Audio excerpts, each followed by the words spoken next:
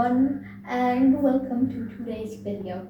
This is a fake microphone. It is not attached to anything. It's not a fake microphone. It's just one that doesn't work. So I just wanted something to hold in my hand here. And I have a wand to use as a pointing stick.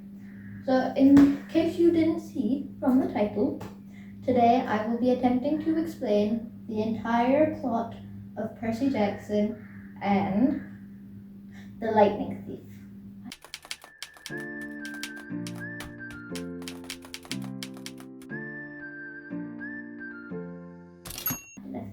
Okay, so we should get started.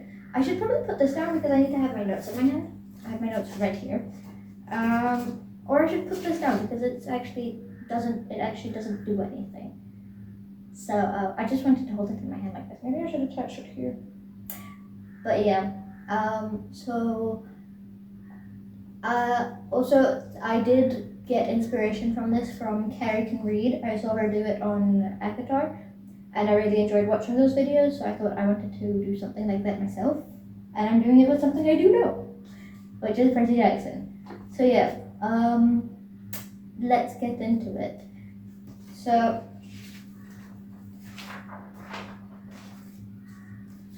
also, we're gonna go chapter by chapter. Big mistake, I actually added the book to the stack. Oh dear. Which is my tripod right now because I am in hostel and I do not have a tripod. I will have to, give me a minute, I will get that out. Okay, bye. Hi, hello. Yes, I'm back. So instead of Percy Jackson being on the stack, we have Principles of Economics, which was actually, I think, almost the same thickness, if not thicker, which I think makes it slightly better. But yeah, so I have this with me, and my notes and my pointing stick, which is actually just one. So yeah, wait. So yeah, let's get started. So, wait, this is actually kind of a mess. Chapter 1, I accidentally vaporized my pre-algebra teacher. So obviously we start the book meeting Percy. Also, all the fan art was taken from the internet. Most of it, no, actually, all of it except Zeus is Varia, which I think she's the official artist of like the Percy Jackson fandom, and then these two are just pictures from the show because I couldn't find fan art on them that I actually found was appropriate. So yeah, so we start the book with meeting Percy, our main character. So I think this book actually has one of the best openings in like all of YA. So we start off with, the very first line of the book is, I didn't want to be a half-blood. And then we kind of go on, and it's like Percy tells us that if you think you are one of us, so a half-blood, you should close this book. But if you are just an ordinary mortal reading, thinking this is fiction, carry on reading. This will probably be very fun for you. Okay, so that is the first page.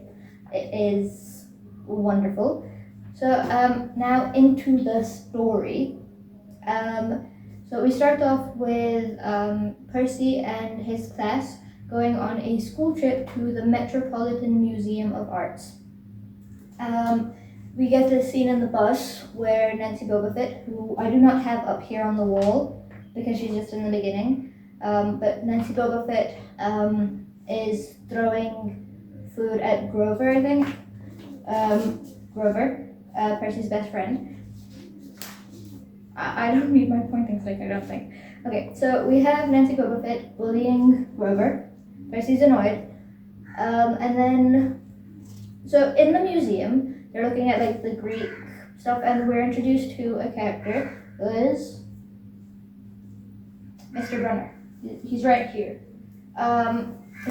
So we are introduced to Mr. Brunner, who is Percy's Latin teacher.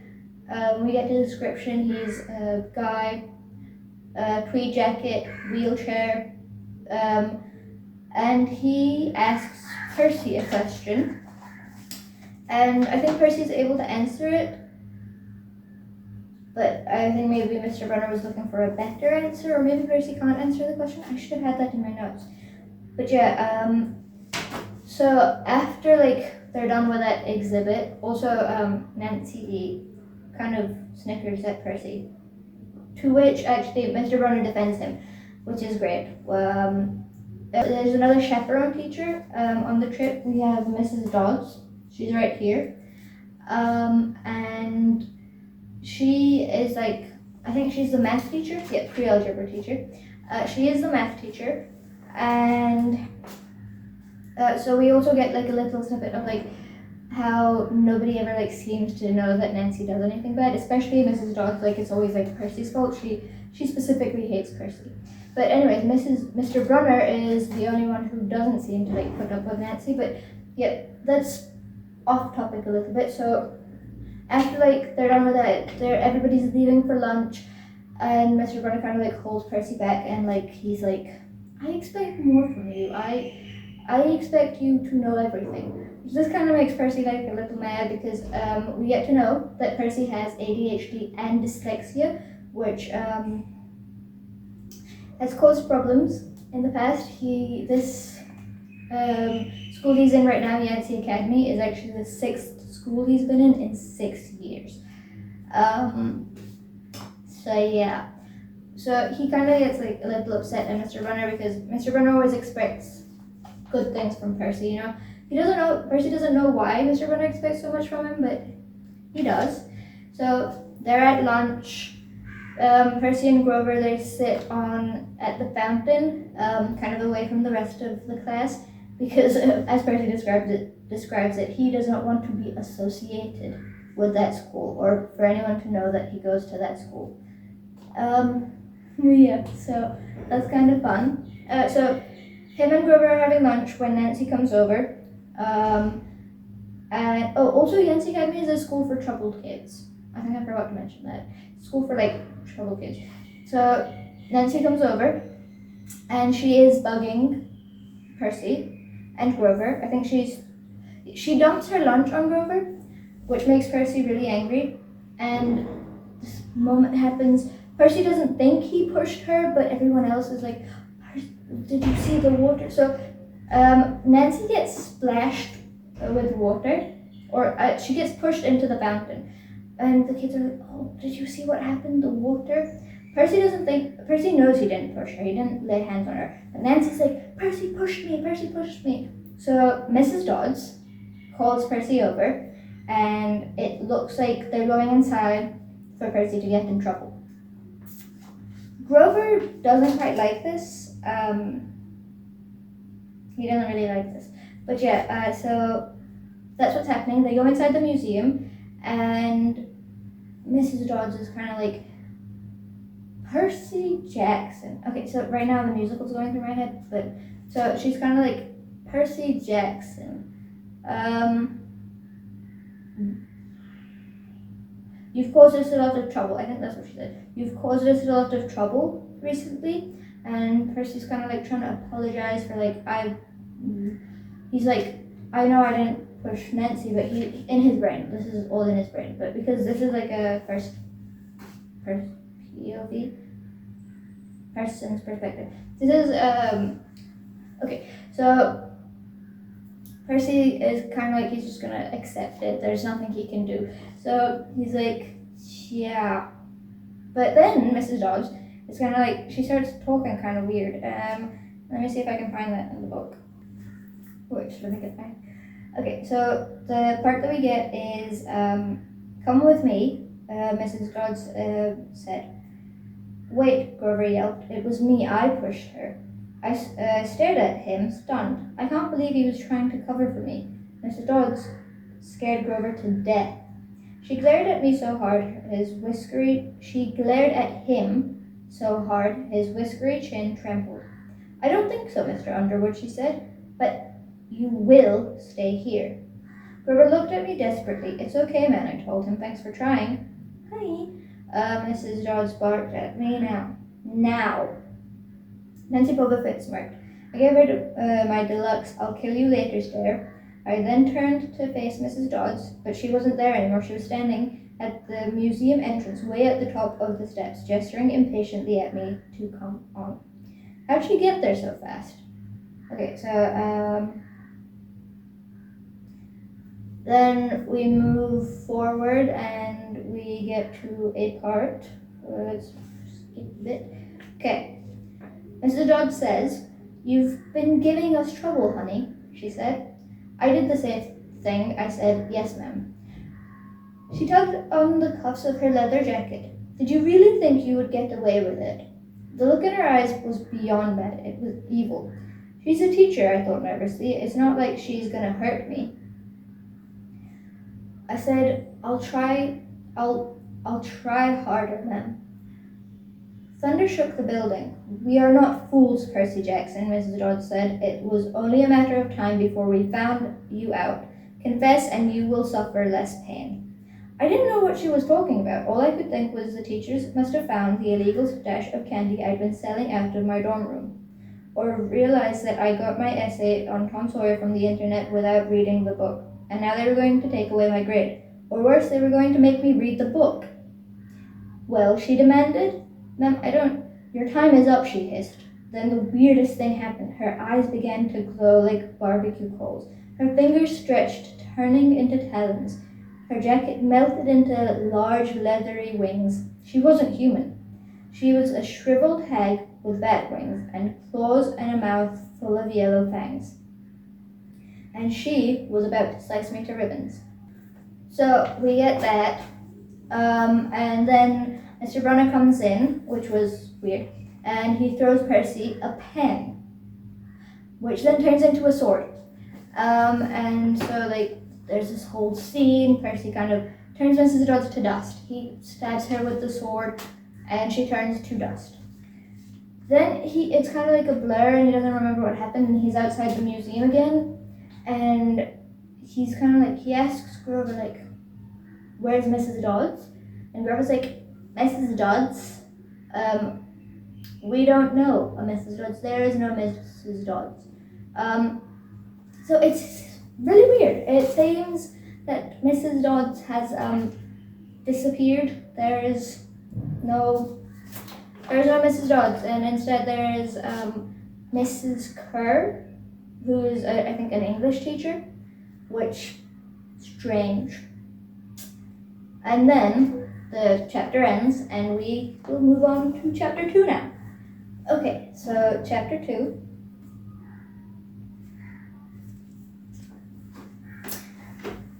Okay, so chapter 2.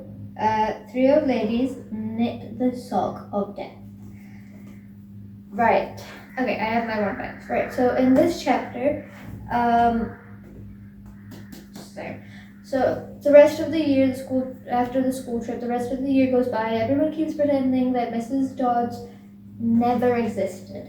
There was no Mrs. Dodds. It's Mrs. Kerr. Miss Kerr? It's Mrs. Kerr. Mrs. Dodds never existed. But Percy can always tell when Grover's lying, because they're best buds. So Percy can always tell when Grover, we have Grover here, when Grover is lying.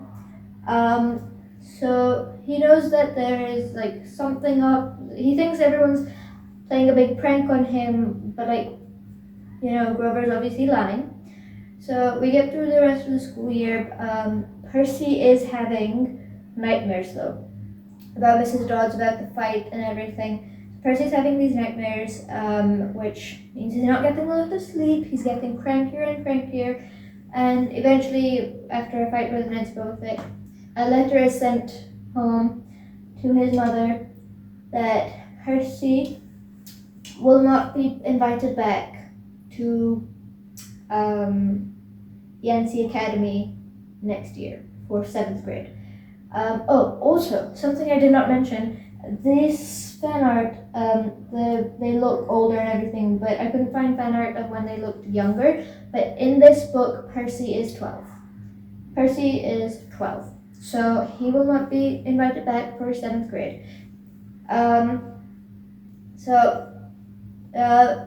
We get to the night before his Latin final,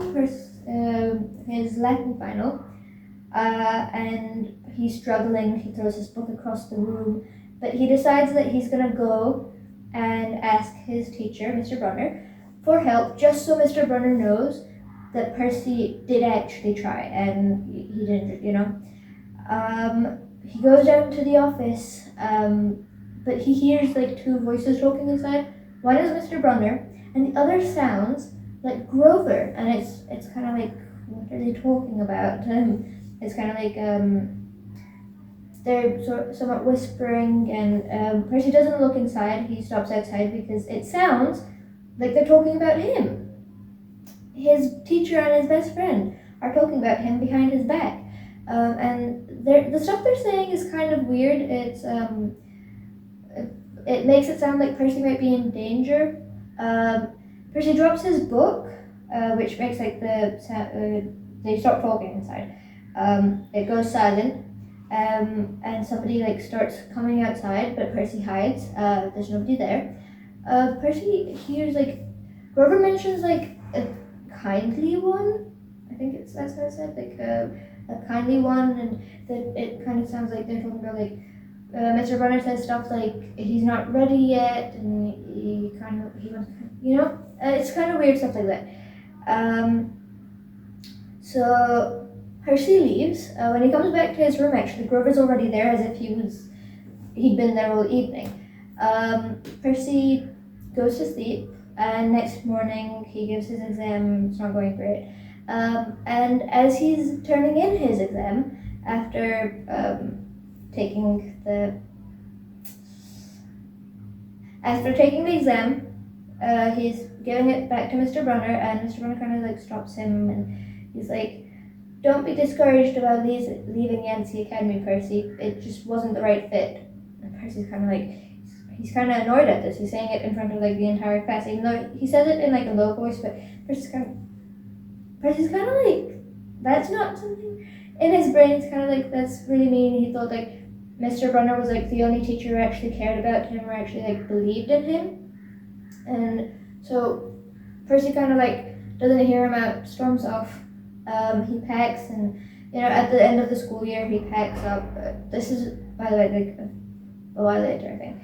So the school year ends, and Percy is going back home to his mother's apartment, and he is not going to be coming back to Yancey, so he's just sitting on the bus sitting on the bench, and just kind of thinking about how he's actually going to miss Yancey. Mr. Brunner, Grover, he'd actually made a friend. But turns out Grover's on the same bus as him. Grover's on the same bus as him, and on the way back, they're kind of having like a conversation, and Percy's like, "I know you're lying, Mrs. Dodds exists," and Grover's kind of like nervous and everything, and he's like, "Percy, if you were ever in danger over the summer, you need to let me know. You need to call me." And he gives Percy a card that says Grover Underwood, Half-Blood Hill. And it never occurred to Percy that Grover would be one of like the rich kids, because Yancey is a school for like rich, troubled kids. But so he's kind of like just thinking about that, and the bus breaks down. So the bus breaks down, everyone gets off the bus, and Percy's kind of looking around, and he sees these three old ladies, sitting by a fruit stand, and they're knitting a giant sock.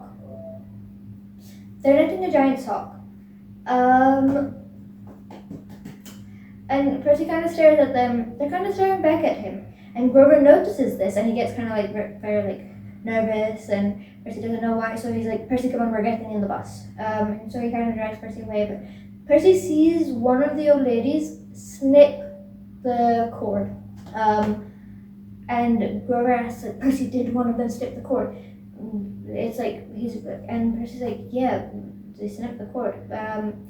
This makes Grover like really nervous, and Percy describes it as like,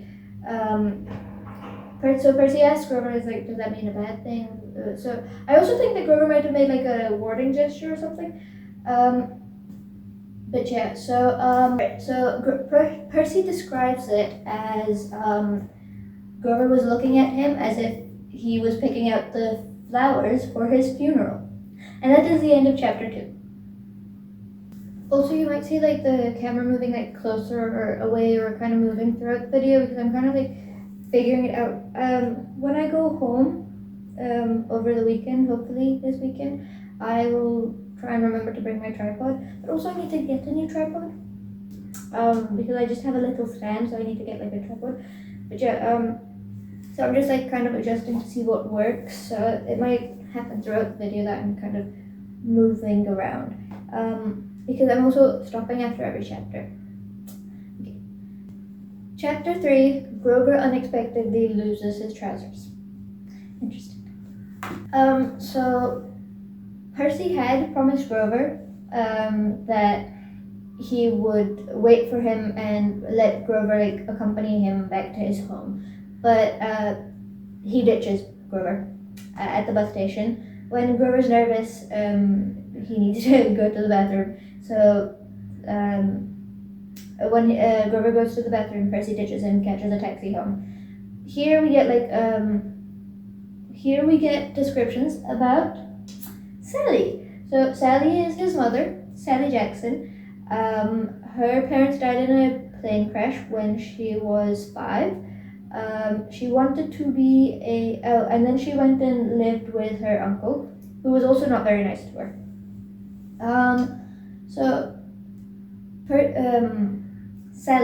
Sally wanted to be a novelist when she grew up, but in high school her uncle got cancer, and the money that she had saved up for college she had to use, taking care of him. So she didn't get a diploma or anything. Then she meets Percy's father, and they're not married when they have Percy, and so what Percy knows is his father went out to sea and is lost at sea. He just never came back. Then Sally married Gabe. Gabe is a horrible person. He's really annoying. Percy calls him Smelly Gabe, and to kind of like describe their dynamic and how Gabe is, we get to see how it's like when Percy comes home. Percy comes home, Gabe is there playing poker with his poker buddies, and he says like, so you're home? And then he asks Percy if Percy has any money. Percy describes Gabe as like being able to sniff out money. So Gabe is like, Percy says no, he doesn't have any money, but Gabe is like, you probably took a taxi here, so paid with a 20, so you probably have $6 or $7 as change.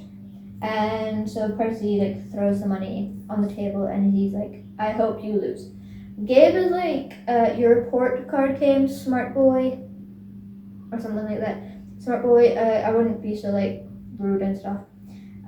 Percy goes to his room, and he's just there. He's kind of like, he has this weird feeling that somebody is like following him or something. But then his mother comes home. Percy describes it as like her being able to like light up the room. She always makes him feel better no matter what. She comes home, she doesn't ask him about being expelled, she just asks him about his year and everything he didn't tell her in the letters, and so he just tells her. He doesn't tell her about Mrs. Dodds.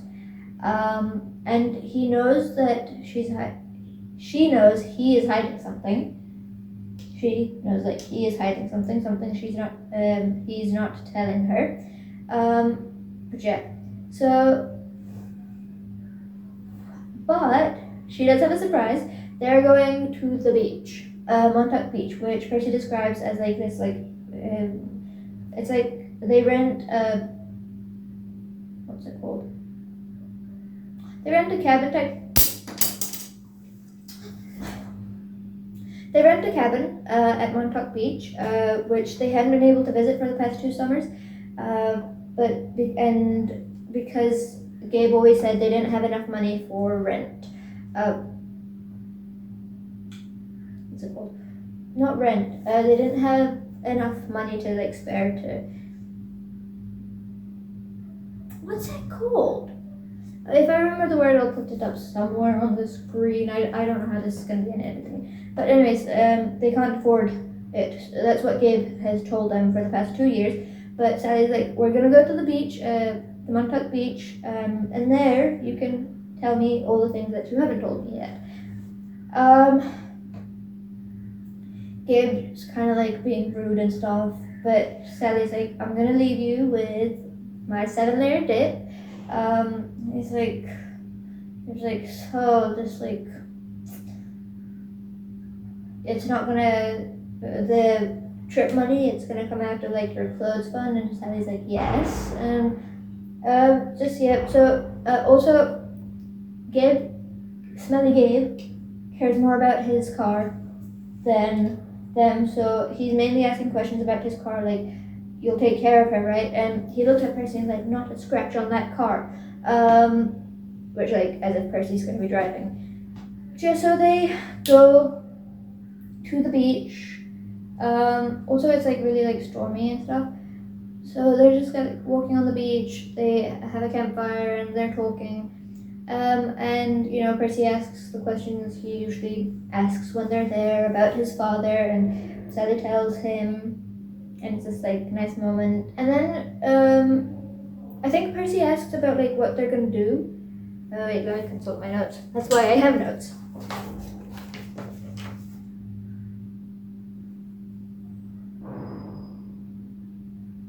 Alright, I just have Montauk Beach and at the beach here. Very helpful notes. But yeah, so they're talking and it gets to like Percy's father, and this time Sally tells Percy more about his father. And there was apparently like a summer camp where he wanted Percy to take him. But also, Percy thought he had this weird fuzzy memory that he'd at least like, his father had like smiled at him when he was a baby. But Sally tells him that his father left before he was born, so like his father like never saw him. Which makes Percy kind of like mad, because like he couldn't bother. But yeah, so I think that's it. Then they go to sleep, and in the middle of the night, it's like Percy has a nightmare about a horse and an eagle fighting on the beach, and he wakes up to horrible storm outside, horrible. But there's also someone knocking on the door. Sally gets up, she opens the door, and it's Grover! And it's Grover. Grover's there. And Sally looks at Grover, and she looks at Percy, and she's like, what have you not told me? What have you not told me? Percy's kind of like shocked, because there's something different about Grover. Where his crutches, for one. But Percy is kind of like staring at Grover and what looks different than everything, and he just kind of like mumbles something about like Mrs. Dodds and what happened, and also the 3 ladies, the fruit stand ladies. He just mumbles something about that. And Sally, worried, tells the boys to immediately get in the car. They are leaving. They are going.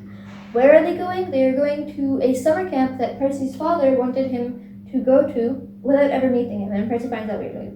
You wanted me to go to a summer camp without ever meeting me. But yeah, so that's where they're going. Percy is kind of like still staring at Grover. He's like, dude. He doesn't have his crutches. Grover doesn't have his feet or shoes. Instead, he has hooves. But that was the end of chapter 3. On to chapter 4. Chapter 4, my mother teaches me bullfighting. So we're in the car now, and it's like the storm is like very heavy. Like the rain is making it extremely hard to drive. But they're driving. Percy calls Grover a half donkey because, in case I haven't mentioned yet, so Grover used to work with crutches. I feel like I should have mentioned this before. Anyways, but his lower half of his body, when he came to the door, at the beach, the lower half of his body was a barnyard. It's animal half, and he had hooves. So Percy calls Grover half donkey, which insults Grover. Grover, we find out. Grover, we find out, is a satyr. Yeah, Grover's a satyr. But yeah, so we're driving, the car is struck by lightning. The car is struck by lightning, topples over. They've been in an accident. Also I think the passengers, the driver's side doors are jammed. Also, the car is struck by lightning, so while they're in the car, it's kind of like, what do we do? Sally tells Percy he needs to run. Because in the lightning light, we saw a shadow, and there's something chasing them. So we kind of like get to see a shadow of what is chasing them. We don't get to see, obviously Percy sees. But yeah, there is something chasing them. Sally tells Percy he needs to run, but Percy refuses to leave them alone. He says he's not leaving Grover. Grover's kind of like unconscious. All he's saying is food. But yeah, so there's that. Sally tells Percy he needs to go, but he says he's not leaving Grover or Sally. So Sally helps get Grover out of the car. So they're climbing up the hill because they need to get to the top of the hill where there is a tree. There is a pine tree at the top of the hill that they need to get to. So they get to the top of... no, they don't. They're trying to get Grover to the top of the hill, and what Percy saw was actually a half bull, half man, with horns. It's the Minotaur. And so the Minotaur is chasing them, and he's almost caught up to them. He had stopped at the car for a bit to sniff them out, but the Minotaur doesn't have very good eyesight or hearing, I think, so he goes off by smell. So he didn't know they weren't in the car anymore, but he does eventually see them on the hill and tries to get to them. Sally tells Percy they need to split up. She'll take Grover to one side. The Minotaur is chasing him because of his scent. Weird. But yeah, so, and Sally also tells him that the Minotaur isn't very good with turning, so you need to wait until he's right by you and then sidestep. So Percy does that when the Minotaur almost catches up to him, which doesn't make the Minotaur very happy. So when it turns around, it decides to go after Sally and Grover. It grabs Sally by the neck. Sally has been grabbed by the neck.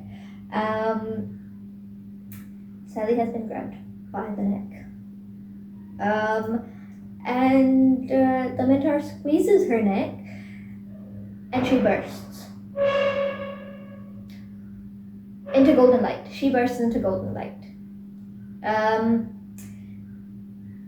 Sally's dead, or gone. Sally is gone. And this makes Percy extremely angry. His fear is turned to anger. He calls the Minotaur over, hey, I'm over here. Minotaur charges. Percy jumps over his head onto his neck, pulls his horn off, breaks the Minotaur's horn off, and then stabs the Minotaur with it, and the Minotaur is dead too. Bursts into dust. Percy describes this as bursting into dust, not like his mother did, not a golden shower, but more like Mrs. Dodds did. So Percy is hurt. Grover is hurt, but Percy knows he needs to get Grover to safety. So he grabs Grover and So over the hill, there's a farmhouse. So Percy, gets to the farmhouse and then collapses. He collapses. That is the end of chapter 4. We are going on to chapter 5 now. Chapter 5, I play pinochle with a horse. I don't actually know if that's the correct way to say that, but that's how I'm gonna say it. So yes, I play pinochle with a horse. Percy has collapsed. He is going in and out of consciousness. He sees, before he completely goes out of consciousness, he sees a guy with the guy seems familiar, and a blonde girl standing over him, and then he's out. Percy's out. He wakes up one time to this guy with a million eyes on his body, and then he passes out again. And then he wakes up again, and this girl's feeding him this thing that tastes like buttered popcorn, but its texture is like pudding. It's the same blonde girl who was over him when he passed out after getting to camp. And she kind of asks him a weird question, like, what do you know about the summer solstice? And then Percy is out again. When he wakes up now, he is on a deck chair outside, and Grover's there holding a shoebox. For a second, Percy thinks everything was a dream, Grover's there, he's fine, he's wearing trousers and stuff, so his legs aren't goat or donkey. Satyrs, which I haven't mentioned, satyrs are half goat. So Percy thinks it's all a dream, but then Grover tells him it wasn't a dream, and Percy's like, oh, so my mother, and Grover's like, I'm so sorry, Percy. He hands him the shoebox, and inside is the Minotaur's horn, the one that the Minotaur with. So yeah, happy days, but not happy days because Sally's gone. But yeah.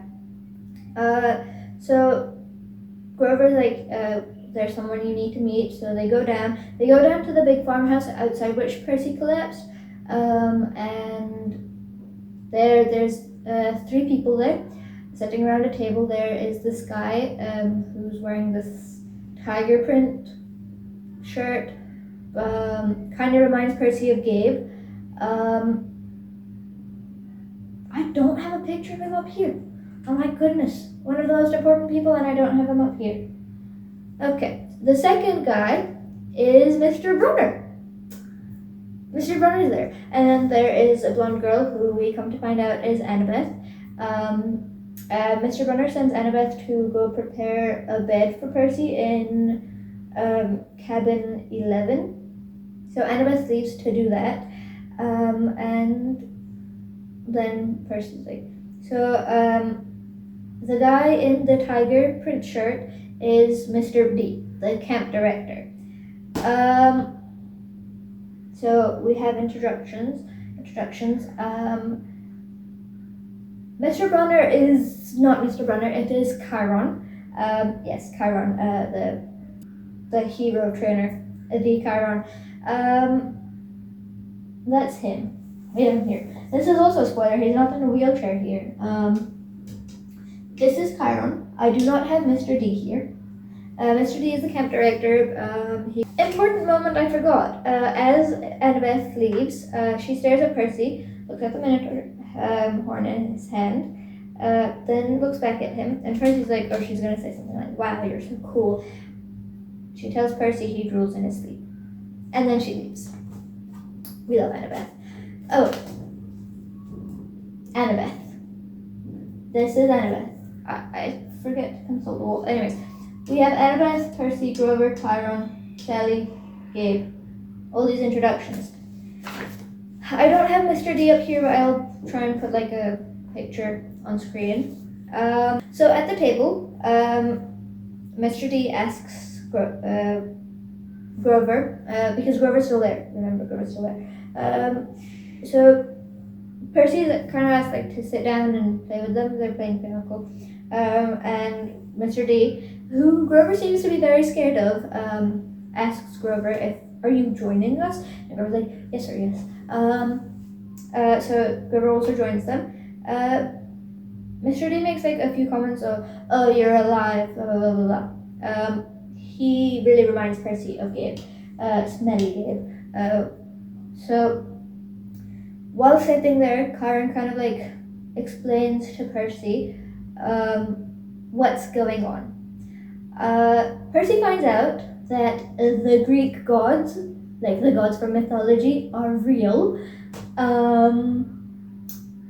Fun stuff, right?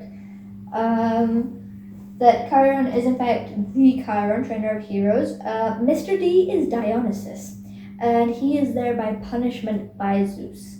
Mr. D, the camp director, is Dionysus. His punishment is to be camp director. He hates kids. The kids hates the campers and the camp. So why was Mr. D punished? Dionysus punished because he had, as the musical describes, a romp in the woods with Zeus's favorite wood nymph. But yeah, so basically Dionysus chases after like one of the like nymphs or something that Zeus had not claimed, but like called dibs on. Moment of silence. We hate Zeus. Oh, wait. Zeus. Another character we get to be introduced to. Okay. As part of Mr. D's punishment, Dionysus is the god of wine. But as his punishment, he's not allowed to drink wine. He drinks Diet Coke, Coca-Cola. We get to find out about the Greek gods is that they move with Western civilization.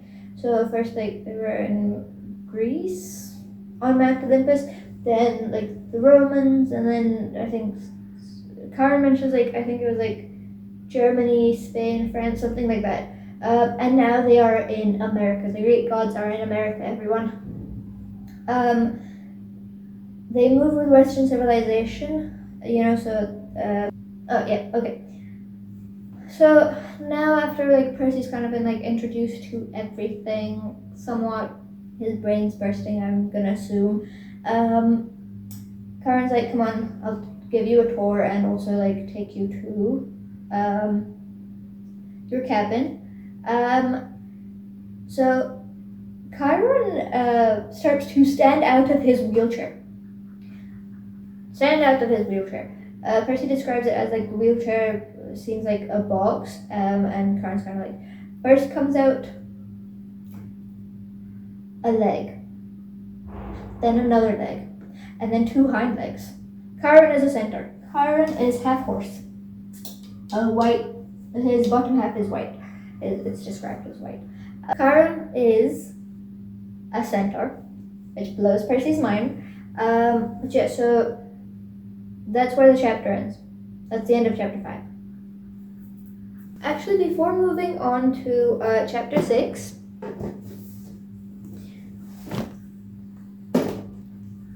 I thought that I don't think I explained it very well, like the Greek god stuff, so I thought I'd just read that part from the book. I also turned the light on. I'm afraid there's too much to tell, Karen said. I'm afraid our usual orientation film won't be sufficient. Orientation film, I asked. No, Chiron decided. Well, Percy, you know your friend Grover is a satyr.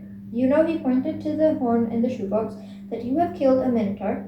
No small feat either, lad. What you may not know is that great powers are at work in your life. Gods, the forces you call the Greek gods, are very much alive. I stared at the others around the table. I waited for someone to yell, "No!" But all I got was Mr. D yelling, "Oh, a royal marriage! Trick, trick! He cackled as he tallied up the points. Mr. D. Grover asked timidly, if you're not going to eat it, can I have your Diet Coke can? Okay, all right.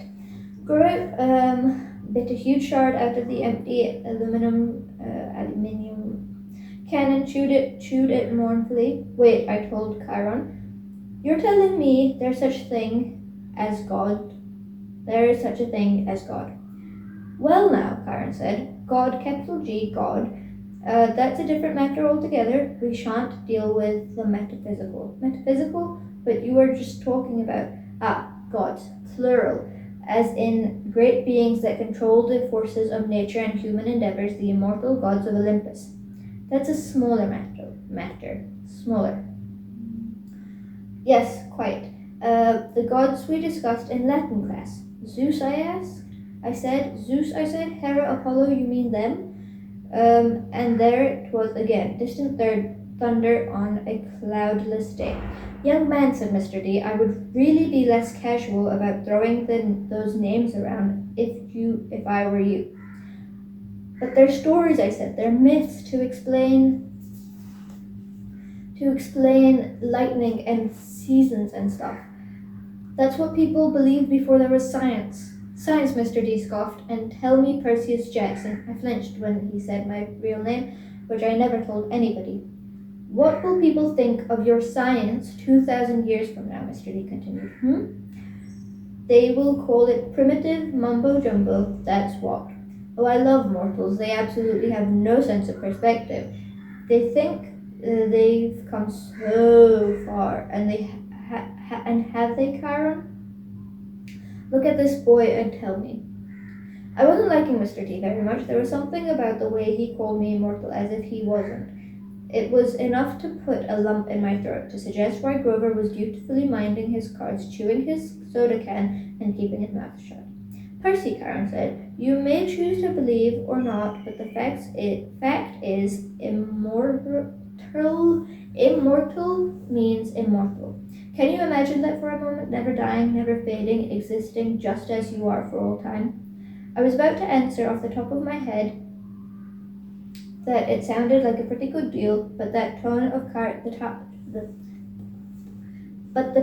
of Chiron's voice made me hesitate.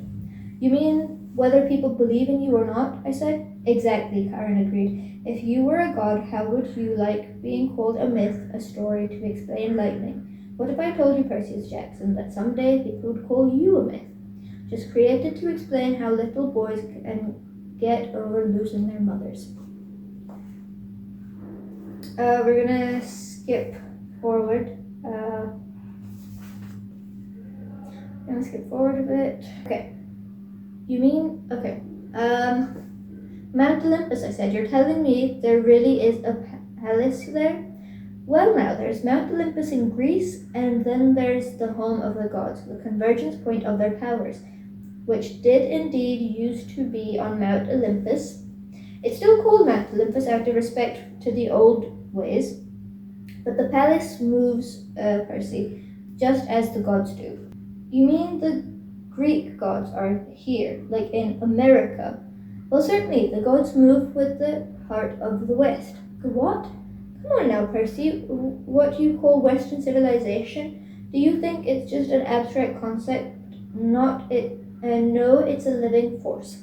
A collective consciousness that has burned bright for thousands of years.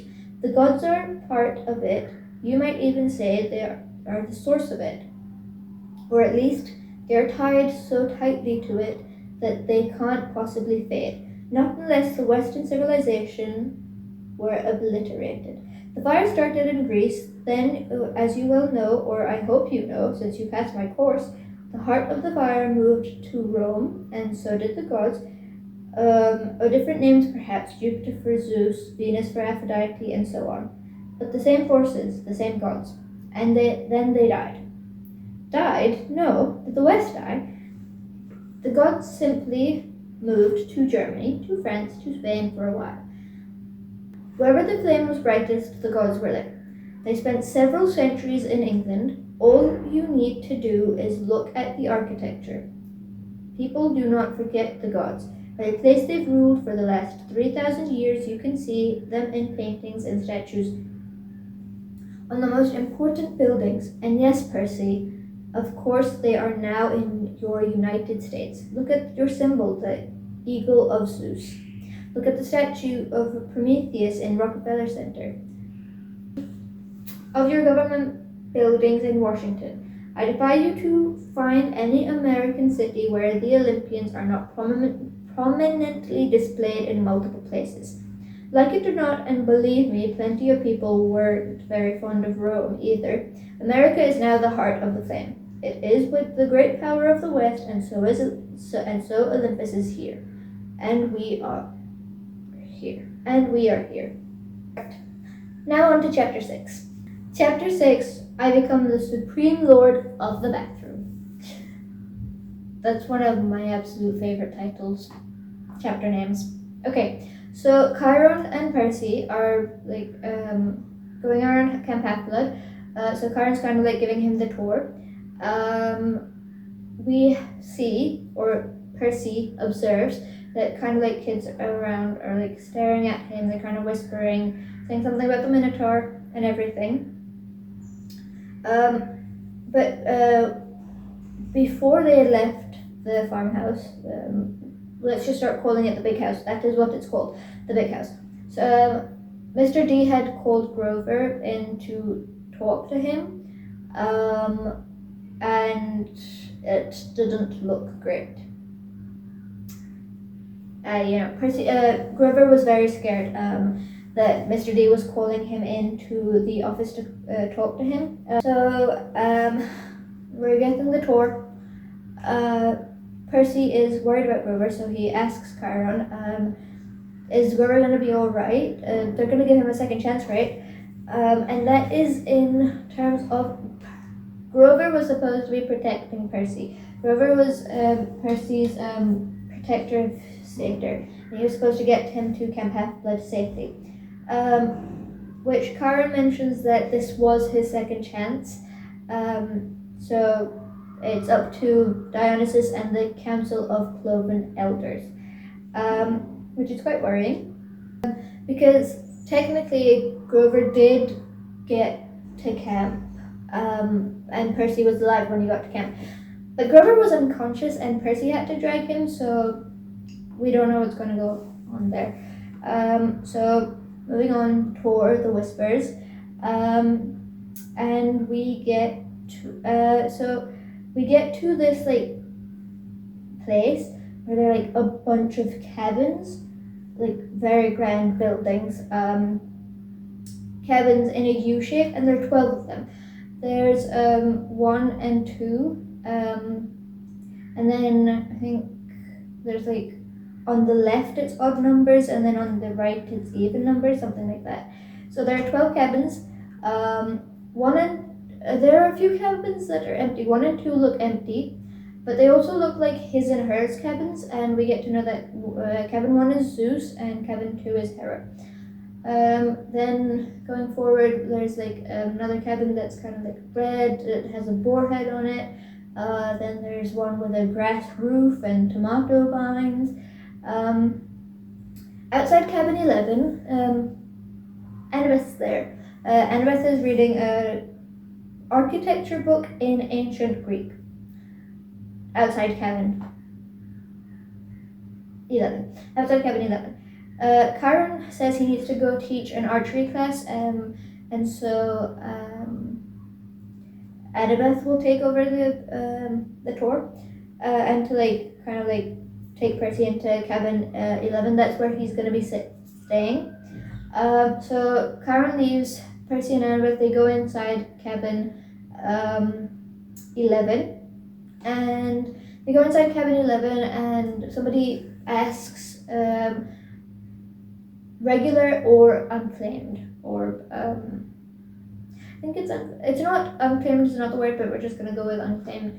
Regular or unclaimed, and Annabeth says unclaimed. There's kind of a big sigh. This guy comes up, which kind of makes Annabeth a little nervous, she fidgety and everything. There's this guy, and here we meet Luke.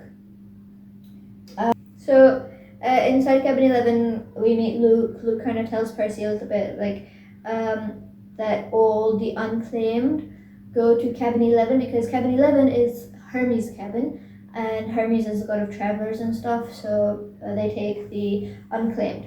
Luke himself is the son of Hermes, though. So it's the most full cabin. It's kind of crazy because 1 and 2 were empty, and so was 3. Cabin 3 was also empty. Cabin 3 is Poseidon's cabin. So we kind of like, this is Hermes' cabin. We take the unwanteds and all that because so it's the most full cabin, and there are a lot of people like sleeping on the ground and sleeping bags and everything. So Luke gives Percy like a spot, like you're gonna sleep there on the floor.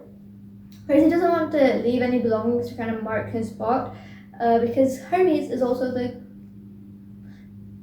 god of thieves, right? Hermes is also the god of thieves, which kind of makes Percy nervous. The only thing he has is his Minotaur horn, but he doesn't leave it there. So they leave cabin, Annabeth and Percy, they leave cabin 11 to continue the tour.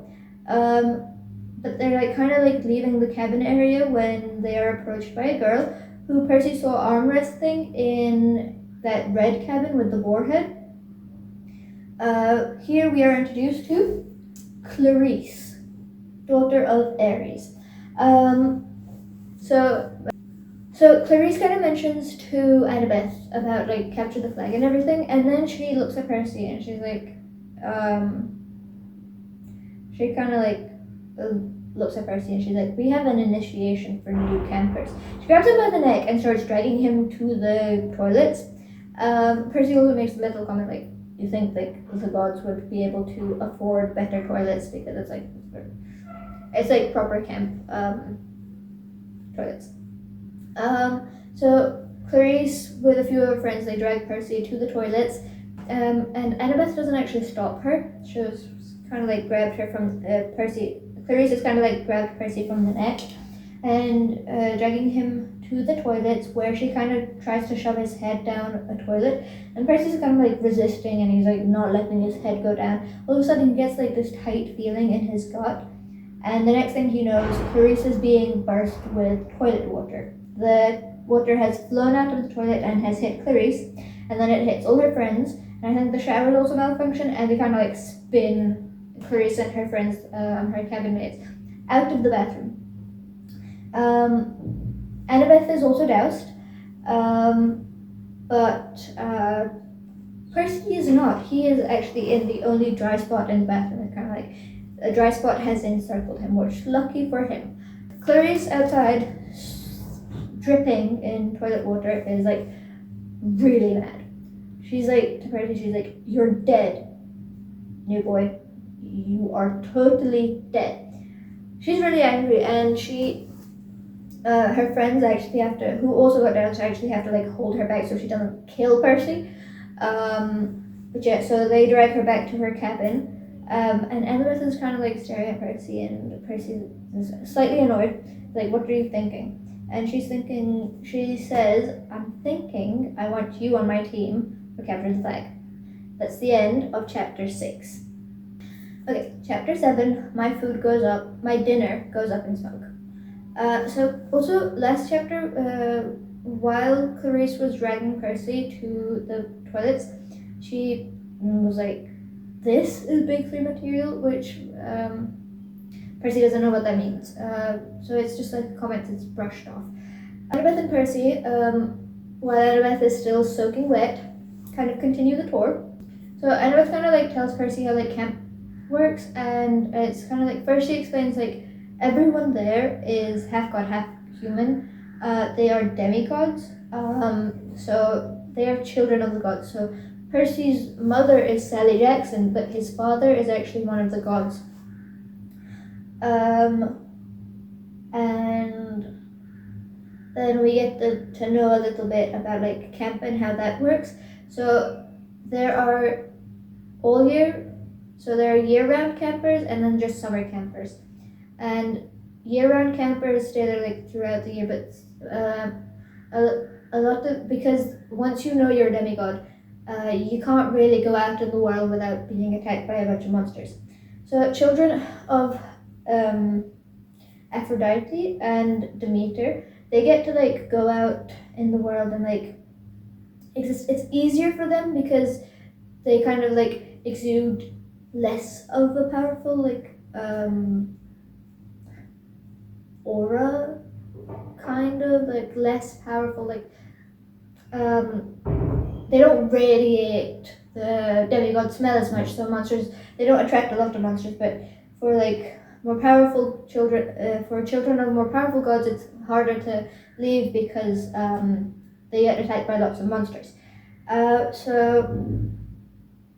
Also, to leave during summer, you need to be issued a quest, but that hasn't happened in 2 years.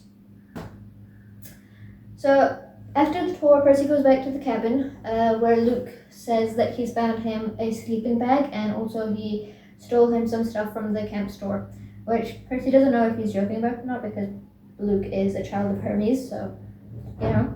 Percy and Luke get to talking, and we find out that Luke is actually the one who he was the last one at camp to get a quest.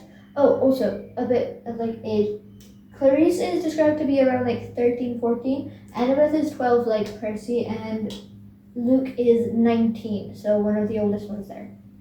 So Luke was the last one to get a quest, but it didn't go well. So after that, Karen hasn't allowed any quests. Percy asks Luke if he's ever met his dad, and Luke says he's only met his dad once, and once was enough. He's only met his dad once, and then Percy also asks Luke about what Clarice might have meant by like Big 3 material, or what Annabeth might have meant by the One. Because I think when Percy was unconscious when he first got to camp, Annabeth might have said like, "Is he the one?" when he was like in and out. But so Luke kind of tells Percy about like Annabeth got a prophecy where she's not going to be able to leave camp until like there's going to be this one who's going to come and they're going to go on a quest together. So she's always looking for like the one, and Luke tells Percy that Annabeth thinks any new camper is the one. It's usually not. She's just looking for the one. And that Percy doesn't need to be worried about anything.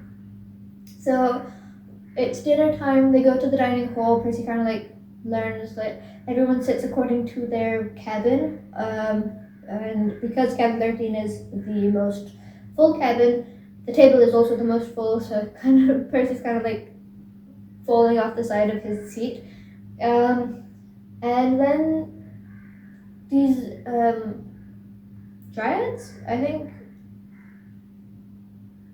it was dryads, or was it harpies? They come out, they give them plates, and then serve them really nice food. There's cheese, there's bread, and then also there's barbecue, if I'm not wrong, or steak. I think it's barbecue. There was also barbecue. Percy's about to dig in when he notices everyone getting up. He thinks they're getting up to get dessert, but actually he notices they're actually throwing a portion of their food into a big fire in the middle of the dining hall. And it's always like the food that they're throwing is like the best, like most juiciest part of the meat, or the biggest fruit. Also, something I forgot to mention completely was Camp Half-Blood is also like its disguise for the outside world is strawberry farm. It's a strawberry farm, and it's very easy to like grow strawberries there because Dionysus is good with like buying plants and everything, and growing plants like that. Dionysus is like, so that really helps, and that's actually how they fund everything. Like they export strawberries. So it is a strawberry farm. Also, he cannot do grapes, even though that's like Dionysus cannot do grapes, even though that's like his most like the best thing that he can grow. But he can't do that because it's wine related and the ban and his punishment. But yeah, so it's like either like the juiciest of fruit. So Luke explains to Percy that it's offering to the gods. they like the smell. And yeah, so after dinner, it's they all sit around a campfire and the fellow cabin sings songs. And yeah, so Percy goes to sleep in cabin 11 on the floor. And I think he describes it as like the first time he's like had good sleep in a while. That's the end of the chapter. On to chapter 8. Chapter 8, we capture a flag. So at dinner, it was said that Capture the Flag would be a game that they play, which Clarice mentioned before, would be on Friday after dinner. So throughout the week, Percy kind of like takes learns ancient Greek with Annabeth and like lessons and everything, which we learn this like earlier in the book that Percy's like almost all demigods have either dyslexia or ADHD or both, and the dyslexia helps them with reading ancient Greek, and the ADHD is for battle reflexes. So ancient Greek, Percy describes it as being as easy to read as English for him, which it's not very easy, but like it's crazy. So Thursday afternoon, Percy has his sword fighting lesson with Luke and Kevin 11. Throughout the week, he's also been kind of like figuring out what his like skill might be. It's not archery, we learn, definitely, and it's not rock climbing. He's been burned and scorned. So he's kind of like figuring out what his thing is. Thursday afternoon, it's his sword fighting lesson with Luke and Kevin 11. Luke says that he's gonna be the one helping Percy, and the entire camp is like, ooh, because Luke is apparently an extremely good sword fighter. But he's the one who's gonna be helping Percy or battling Percy because it's Percy's first time. Percy's like fairly good at it, like better than he's been at the other stuff at sword fighting, but he can't find a sword that like, balances in his hands. They're either too big, too small, like there's just he cannot balance it, which is obviously affecting his whatever yeah. So Percy also, I feel like, kind of looks up to Luke and thinks he's like really cool. So when they take a break, and Luke douses himself in ice water, Percy does the same. After this, Percy's like really, really refreshed, and so in the next round, Luke's like, I'm gonna demonstrate a new move, and it's like a disarming move. And first he demonstrates on Percy, like and then he tells Percy that they're gonna duel, and the aim is for whoever uses that move first, obviously to disarm, will win. So they're fighting, Luke's really good, but Percy is really refreshed after like the douse in the water, the ice water, it was cool and it's a hot summer day. So the refreshed Percy is kind of like fighting, but he can like still feel like his sword's kind of like getting heavy in his hands, and he knows that soon he's not going to be able to fight. So he's like, now's the time. He tries to move and disarms Luke. Percy, the 12-year-old, manages to disarm 19-year-old Luke, one of the best sword fighters in all of camp, which everyone is shocked by this. And Luke is he's amazed. He's like, wow. And somebody and then he kind of like mentions like, I wonder what Percy could do if he had a balanced sword. Friday afternoon, Percy and Grover are sitting on the pier after Percy had attempted to climb the lava rock wall, which hadn't gone very well. But yeah, so they're sitting there, they're talking, and Percy kind of like asks Grover, how did the talk with Mr. D go? And Grover tells him that Mr. D says that he didn't make a decision. Mr. D didn't really make a decision on Grover because, like, technically he did get Percy alive. So, the thing is, Grover wants a searcher's license. He wants a searcher's license. He can't get that until he proves himself. So, they haven't made a decision. He can't get it right now. Mr. D says that the decision will be made where if Percy goes on a quest, Grover goes with him, and Percy comes back alive. Percy's like, oh, that's good. That could happen. And Grover's like, no, dude, there hasn't been a quest in 2 years. Plus, we don't know who your father is, and why would you want me on a quest? And Percy's like, I would want you on a quest. Grover kind of like, they get to talking, and Grover kind of explains to Percy how life for the big three gods, Zeus, Poseidon, and Hades, their children, is really hard outside of camp, because camp actually has a border that protects it from monsters from getting in, except unless the monsters invited for something like capture the flag or training or something. So it's a border that protects them. So Grover's kind of telling Percy that it's really hard for them to exist. It always causes major fights. The World War II was actually a war between Poseidon and Zeus's children. Poseidon and Zeus's children. Poseidon and Zeus's children against Hades' children. Hades way down here. He loves sky and water, and then the underworld. That's why he's down here. But yeah, so it was so it's very dangerous. So after World War II, the gods, big three gods, kind of made a pact that they wouldn't have any more children because it's just too dangerous. Zeus actually broke that vow. Surprise, surprise. Zeus actually broke that vow and desired a child with, I think, an actress. And he had Talia.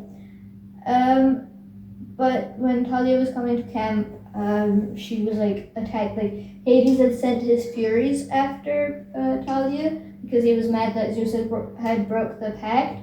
So Talia didn't make it to camp. She was dying. She got to the top of the hill, but she was injured, and she had actually 2 other half-bloods with her, and so they got to camp, but Talia was like, I'll protect you, I'll kind of distract them. So Talia was dying, and Zeus turned her into a tree, which is the tree at the top of the hill, but kind of makes the border of the camp as a protective boundary. So yeah, we get to know that big, important story. Now we get to after dinner, which is obviously time for capture the flag, and it's Friday, in case you forgot. But in case I forgot, okay, it's Friday night after dinner, so time for capture the flag. And the teams we have is Athena's cabin with Hermes and Apollo cabin, which are Hermes and Apollo are the 2 biggest cabins, and then Ares's cabin is teamed up with the rest, so Aphrodite, Demeter, and Hephaestus and all that. Dionysus actually only has 2 children. Percy kind of goes on to describe all the kids, how the competition looks. Hephaestus, I think, only has 4 kids, and they're kind of really strong from working in the forges. Dionysus only has 2 kids, but Percy says that they actually seem sporty. I think that's what he says. And then obviously, Ares' cabin. Luke tells Percy that he's on border control, and so Luke tells Percy that he's on border control, and Percy kind of asks Luke about the flags and capture the flag, and will they make a whole new flag according to which cabin wins? And Luke's just wait and see. So Percy is by the creek obviously border patrol. And he's just standing there when a bunch of Aries kids, including Clarice, come and they don't look too happy about. They don't look too happy. They seem mad. So they're kind of mad that Percy disgraced their cabin when he doused a bunch of them in toilet water. Clarice especially, she's extremely angry, and so they decide that, they're gonna attack him, and so they're fighting. Percy's getting beat up badly. He's even being jabbed with. So Clarice has this spear that it's an electric spear or something like it. It's just so she keeps jabbing him, and if it wasn't for his armor and stuff, he would have fried. But so he's kind of stumbles into the creek, and suddenly he's got energy, and he kind of fights them all off. Kind of weird, right? Water again. But yeah, so he fights them off. He's managed to. In the process, he breaks Clarice's spear. The spear in the picture. He breaks it, which makes Clarice extremely angry. But before Clarice can kill him, Luke runs across the creek with the flag. They have won the game. He has captured the flag and is now in friendly territory. The flag actually changes from red to, I think it was gray, and it gets the Hermes Caducus symbol on it. So yeah, the game's over. Clarice is angry because she realizes what has happened.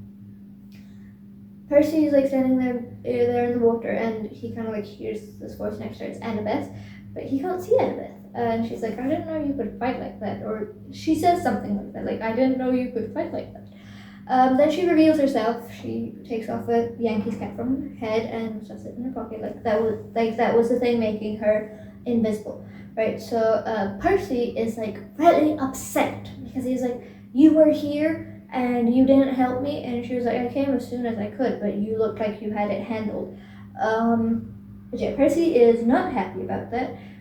He has been injured, but they kind of notice that the injuries are healing themselves and disappears. And I know it's kind of but anyways, everyone gathers around. Chiron declares the winners. They're all standing there when a hellhound attacks. It's kind of staring directly at Percy. And then it jumps on Percy and it kind of scratches him. But Chiron, I think, shoots it down with many arrows. And the hellhound is dead. Everyone's kind of really worried because how did the hellhound get in camp? Somebody must have given it permission, so that's suspicious. Somebody must have given it permission for it to be in camp, and it attacked Percy. Percy's injured, and Percy's very seriously injured because hellhound managed to slash him before dying. But Annabeth is Percy, get back in the creek. Percy stands in the creek, and his injury started healing, and it seems like everyone's staring at him, but Percy actually notices they're not staring at him.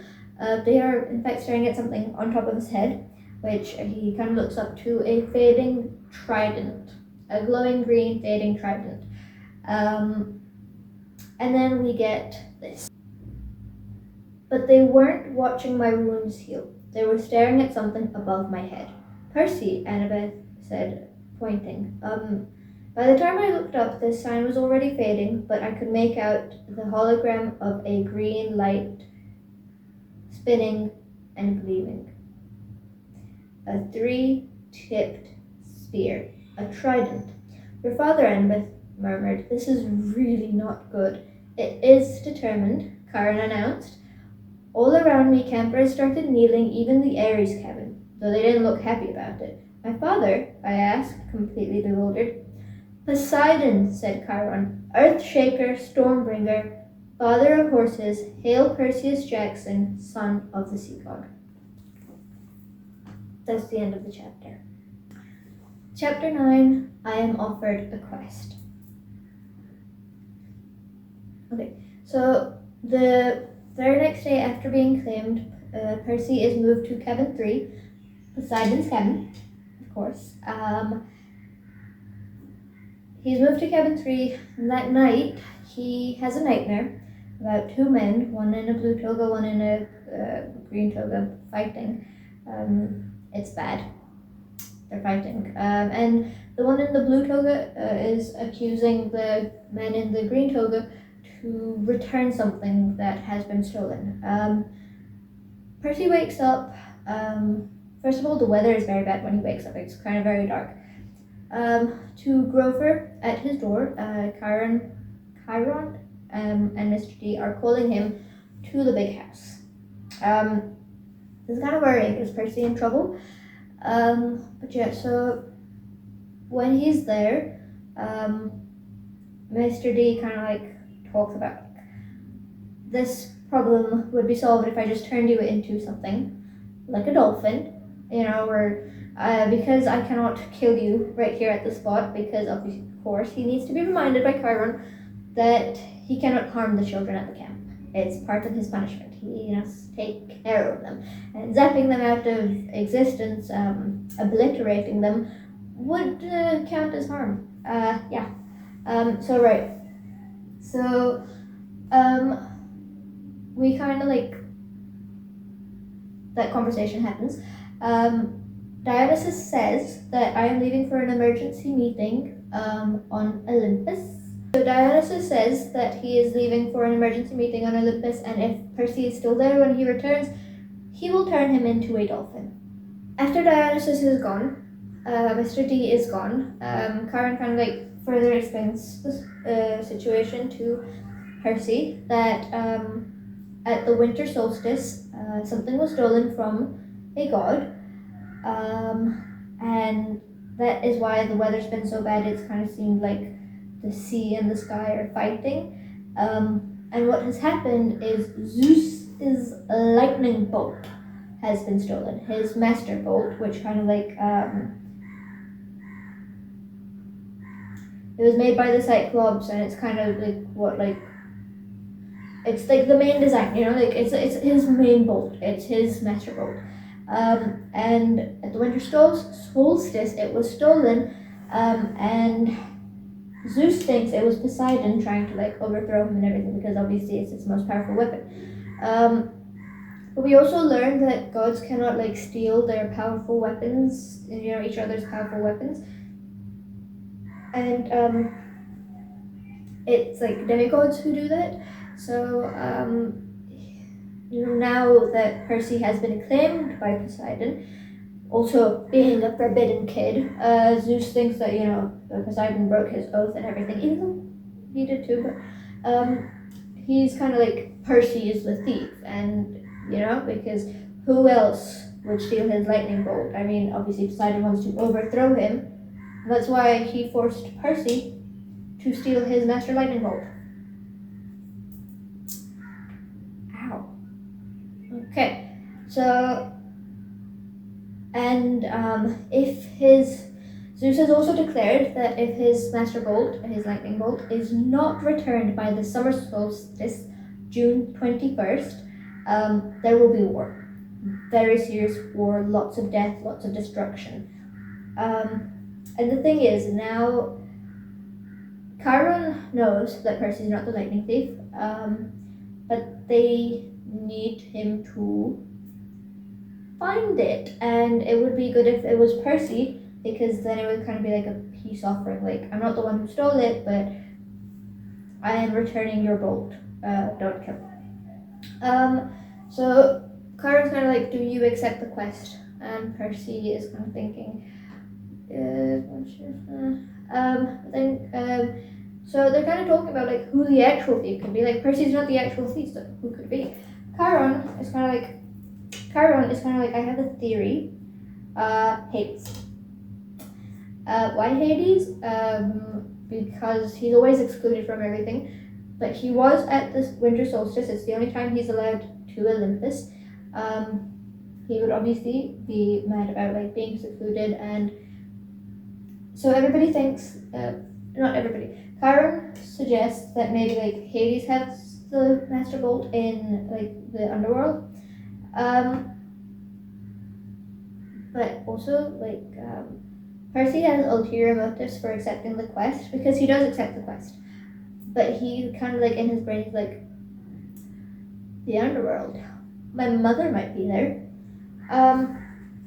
So Percy decides to accept the quest. So Chiron is like, you need to go up to the attic of the big house, where the oracle will give you a prophecy. Percy goes up to the attic. It's kind of suspicious. So there's this mummy on the chair. She bellows. Green smoke comes out of her in the form of a snake. She is the Oracle of Delphi, something Phoebus Apollo, Slayer of Python. So green smoke, and the green smoke forms like a thingy that looks like Gabe and his poker buddies. Then we get the prophecy. So the oracle, the green smoke, says, I am the spirit of Delphi, speaker of the prophecies of Phoebus Apollo, slayer of the mighty Python. Approach, seeker, and ask. Then we get the smoke turns into Gabe, and we get, you shall go west and face the god who has turned. You shall find what was stolen and see it safely returned. You shall be betrayed by one who calls you a friend, and you shall fail to save what matters most in the end. So that's the prophecy that Percy gets. Kind of creepy. What friend's gonna betray him is what Percy is thinking about. So he goes down. Chiron asks him about the prophecy, and Percy tells him about like the god who has turned and see it safely return. He does not tell him about the other two lines of the prophecy. Chiron knows he's holding back, but doesn't say anything. I don't know if it's yet or around this time we also find out that Chiron had a prophecy of his own about a child about the big three, and apparently it has something to do with Percy and everything. And Percy knows that Chiron's not telling him everything. So when Percy doesn't tell him the entire prophecy, it's kind of like they both know they're not sharing all the information. So it's good. It sounds like they're going to be able to return the lightning bolt. It sounds good. So Percy selects Grover to go on the quest with him, because of course, obviously Grover's kind of scared having to go to the underworld. But anyways, so the quest has to be taken up by 3 people. Guess who else is there? Annabeth with her invisibility cap. So wait, let me read this part. Okay, so right. That's right, Chiron said. 2 companions may accompany you. Grover is one. The other has already volunteered if you will accept her help. Gee, I said, feigning surprise. Who else would be stupid enough to volunteer for a quest like this?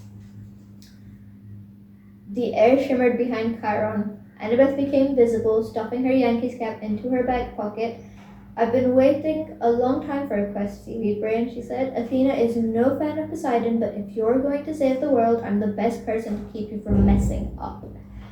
If you do say so yourself, I said. I suppose you have a plan, wise girl? Her cheeks colored. Do you want my help or not? The truth was, I did. I needed all the help I could get. A trio, I said. That'll work. Excellent, Chiron said.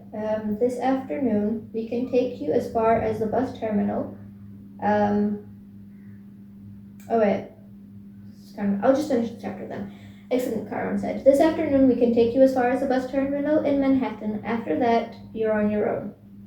Lightning flashed, rain poured down on the meadows. We're not supposed to have violent weather, because obviously the barrier that protects Camp Half-Blood also keeps bad weather out. So usually kind of moves over them. But right now there's a storm going on inside Camp Half-Blood. So no time to waste, Chiron said. I think you should all get packing.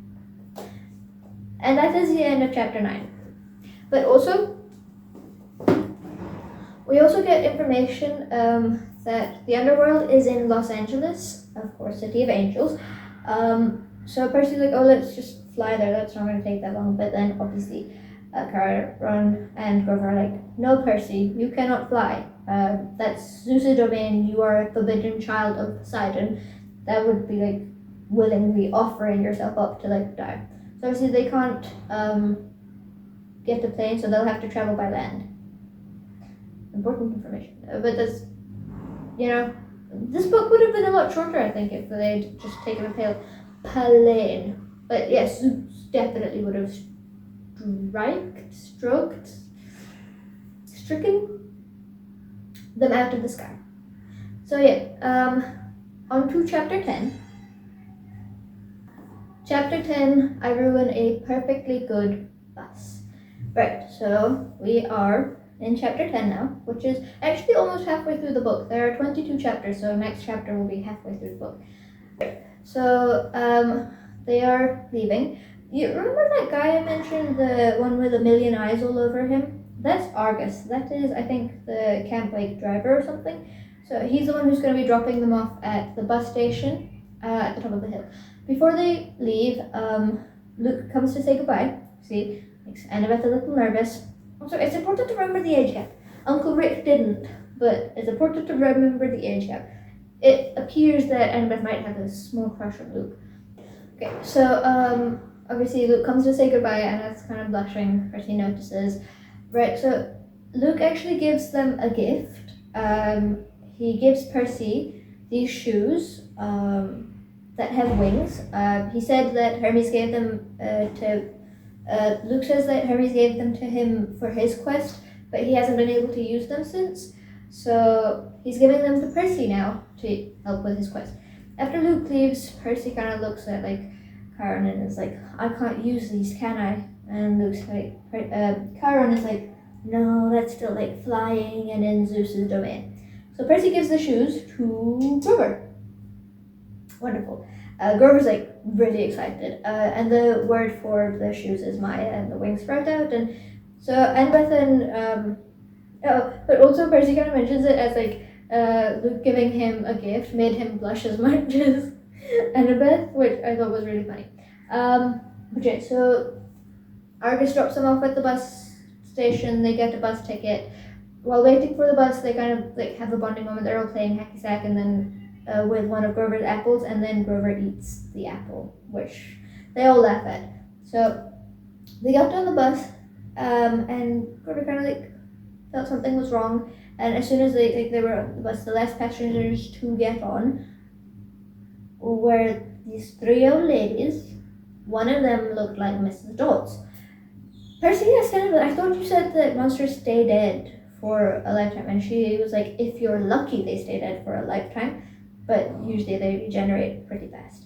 So Mrs. Dodds and her three sisters, the Furies, Hades' Furies, they're on the bus with them. And I was like, no worries, we'll just leave through a back exit. There's no back exit.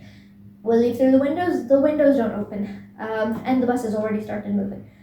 So they're kind of nervous. And then the bus passes through under a tunnel, and the Furies start moving.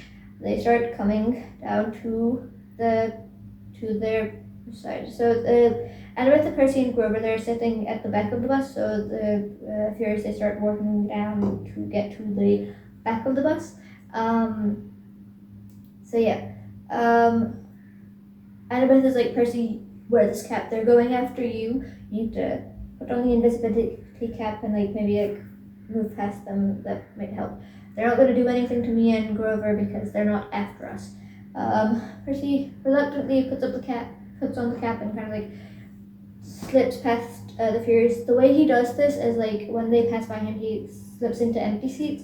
So they kind of smell him, but they don't see anything, so they move ahead. Percy's there at the front of the bus when the Furies kind of start firstly they kind of what they're asking Annabeth and Grover where is it? and Annabeth and it's not here, he's not here, he's not here. But the Furies are like, where is it? So Percy, instead of like leaving, he kind of like crashes the bus. He kind of like swerves it and they crash.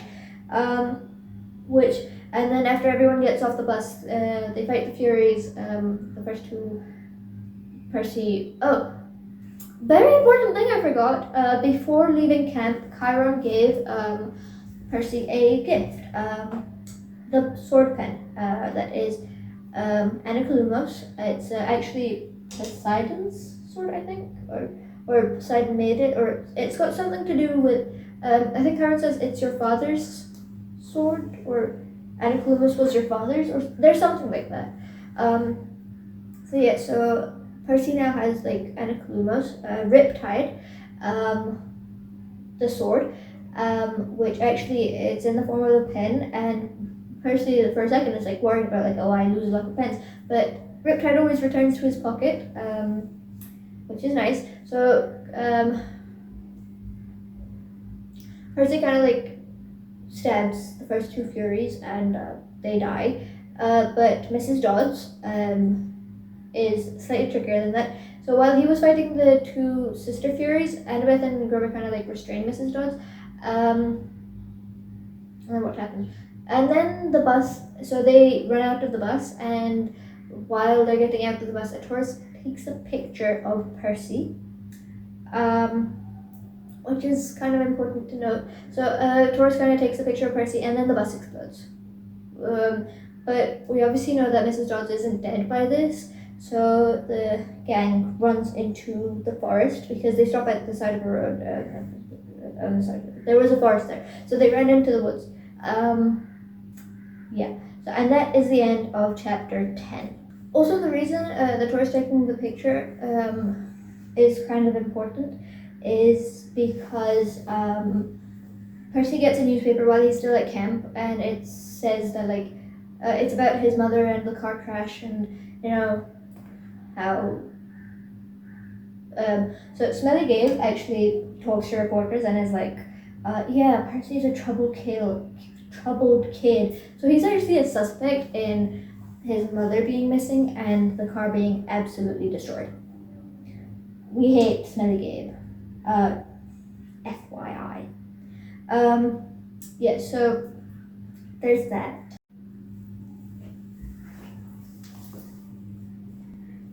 Chapter 11, we visit the Garden Gnome Emporium. So they're in the woods after the bus explosion, and they've been walking for hours and hours and hours, and they're all tired and they're all hungry when Percy smells something. It smells like food, and he also realizes that he hasn't had like greasy food since before camp, because camp had like good for them stuff, so he hasn't had like a greasy cheeseburger in a while. They kind of like Grover doesn't have a very good feeling about like the smell and everything. But Annabeth and Percy, they're so hungry. So they follow the smell and it leads them to a roadside shop that says Auntie M's Garden Gnome Emporium. And they're outside, and Auntie M shows up and she's like, "Children, where are your parents?" And they're like, "We're orphans, we're part of the circus. And the ringmaster told us to meet us at a petrol station. He must still be on his way, or this is the wrong petrol station." Of course. So Auntie M kind of invites them in to give them food, and it's like a lot of food, and it's really cool.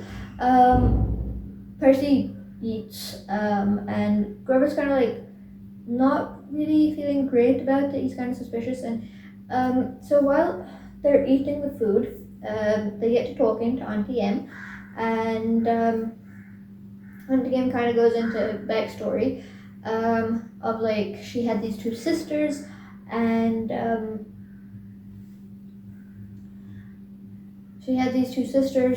there was this mean old lady. There was this mean lady who kind of like punished her and her sisters, something to do with her boyfriend at the time. And this kind of like, Annabeth is kind of like, you know, ooh, she starts to get a bad feeling about this because Auntie Em is also like she's kind of described to be like fully covered, so you can't see anything except for her hands, I think, which is like, so now Annabeth is kind of suspicious and she's like, Percy, we should go. Percy has in fact stopped eating, but he's kind of feeling like really relaxed and like really cool down and everything. He's even feeling drowsy. And Grover is also not feeling great about this. Also, at the entrance, there was also so Auntie M, it's like a roadside shop of statues and garden gnomes, and Grover actually notices a satyr statue outside, which is so funny because it looks like his Uncle Ferdinand. If you don't know where this is going, Auntie M was Medusa. She is Medusa. So they're in trouble. Percy, she has obviously like done something with the food because Percy's like very slow and everything, and she tries to like before they realize that it's Medusa, she kind of like, let me take a picture of you so I can carve a statue out of you, but obviously it's Medusa. So Grover realizes that is his Uncle Ferdinand, which is sad.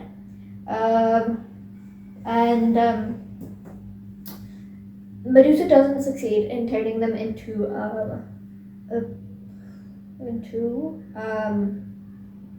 statues. So Percy eventually cuts her head off with the help of like everyone. Grover actually uses his flying shoes that Percy gave him to bash Medusa across the head, which actually gave Percy the opportunity to cut her head off. There's a crow outside my window and it's so cute. It's so adorable. And blue. Shiny blue, like that. Okay, so yeah, that's where we are right now. So what to do with Medusa's head? It can still petrify them. Also on the bus, everything exploded. Like their supplies that they'd gotten from camp exploded. They have no money. They have no food. So that's why they were hungry. I never mentioned that. So Percy actually, in Medusa's like register area, he finds like the address to a DOA recording studio in LA, which is like, that's the entrance to the underworld. So because Persephone and Hades had gotten some of her statues for their garden in the underworld. He also finds some like Hermes shipping labels there, and he decides to send Medusa's head to the gods. And Grover's like, don't do that, they'll think you're impertinent. And then Percy's like, I am impertinent.